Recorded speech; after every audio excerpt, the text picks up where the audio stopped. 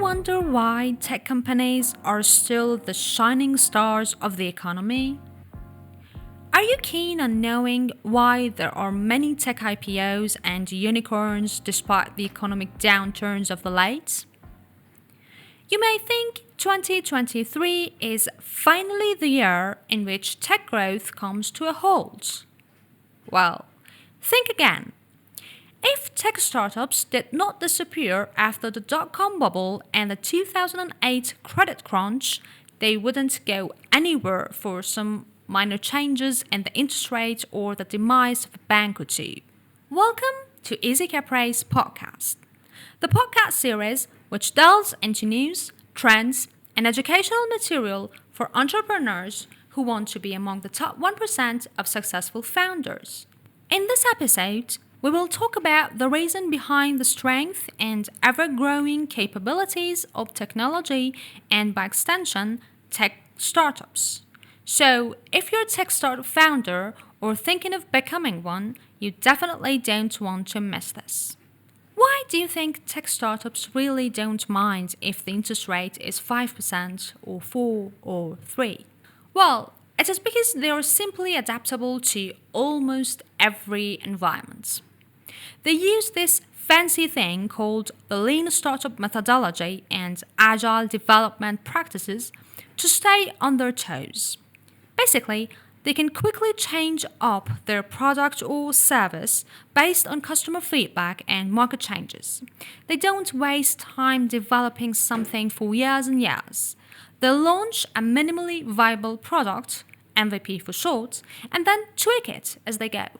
That's how they can quickly respond to changes in the market and pivot their business models if they need to. One of the cool things about the tech industry is that they don't need physical resources to get going. They can work from anywhere and they don't have to worry about the fancy buildings or equipment. That means that they can stay afloat even when the economy is unstable. Plus, they have low overhead costs, so they can be more flexible and pivot more quickly. For example, in the early days of Airbnb, the founders launched a website called airbedandbreakfast.com that offered air mattresses in their living rooms for people attending a conference in San Francisco. After seeing the demand for this service, they quickly pivoted to focus on providing short-term housing rentals. But then came the pandemic and it hit the travel and hospitality industry hard. Luckily, Airbnb was able to switch things up and offer longer stays, which turned out to be a huge hit. So much so that they went public in December 2020 and were valued at a whopping $86 billion. Is this your first time tuning in? Don't worry, you're in the right place.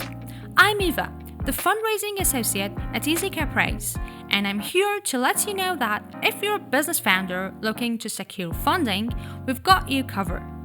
Our team is dedicated to helping entrepreneurs find the best investors and pitch their ideas effectively to ultimately open the investors' checkbooks.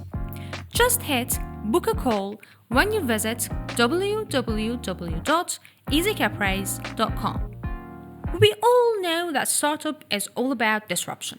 And when everyone is going with the flow, why not swim against the tide? Okay, so you know about Uber, right? They totally shook things up by offering a new way to call a ride using your phone. That kicked off the ride-sharing craze and completely changed how we think about getting around. Startups are expected to break the mold and come up with new ways to do things regularly. They use cutting-edge techs like AI and blockchain to create faster, cheaper, and better products and services than anyone else. Take this from McKinsey. Since 2010, these high-tech startups have created over 1.6 million jobs in the US alone. They've brought in over $800 billion in revenue and raised more than $100 billion in venture capital funding. Impressive, right? Even during the pandemic, startups kept making waves. Slack, for example, saw a huge spike in demand when everyone started working from home and ended up getting bought out by Salesforce for a whopping $27.7 billion. Everyone is talking about startup scalability, but what is it really? It is getting from zero customers to a few million ones in the span of a month or two.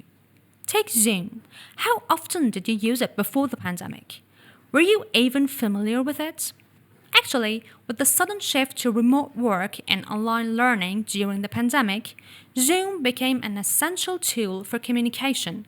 And despite security concerns and increased competition, Zoom's revenue grew by 355% in 2020. Startups are resilient, or as Nassim Taleb says, they are anti-fragile. They become better after facing each block on their road. Did you know that Apple had just introduced its iPhone in 2007? Then came the 2008 Great Recession, but Apple became bigger and more creative ever since. When technology piles up, more innovation is expected. With all the new advancements in computing power, bandwidth, and analytical sophistication, we've seen an explosion of innovation, and we will see more innovative businesses in the coming years. Take cloud computing and 5G technology, for example. These new technologies have given us way more computing power and faster network speeds than we ever thought possible. And then there is the metaverse and augmented and virtual reality. With these new tools, we can do all sorts of cool stuff like digital twins and immersive learning. It's like we're living in a sci-fi movie. Of course, we can't forget about AI, machine learning, and software too, which is basically machine-written code. These things are paving the way for all kinds of new products and services like self-driving cars and smart homes. It's an exciting time to be a tech entrepreneur with so many new technologies and platforms popping up all the time. There are always new opportunities to create something awesome that meets the needs of consumers and businesses alike. What helps tech startups stay afloat apart from all those great characteristics is being able to raise funds from investors. As a tech founder, you don't want to put your valuable time into doing this daunting task. You just need to pitch your business to the best possible investor and get a check. The best way to get started is to work with a fundraising agency that can help you build a compelling story for investors, get them to write a check for you, and close the right deal. You can book a consultation call with us to scale your business in 2023. Just visit www.easycapraise.com. Thanks for listening, and we'll catch you on the next episode. Take care and bye for now.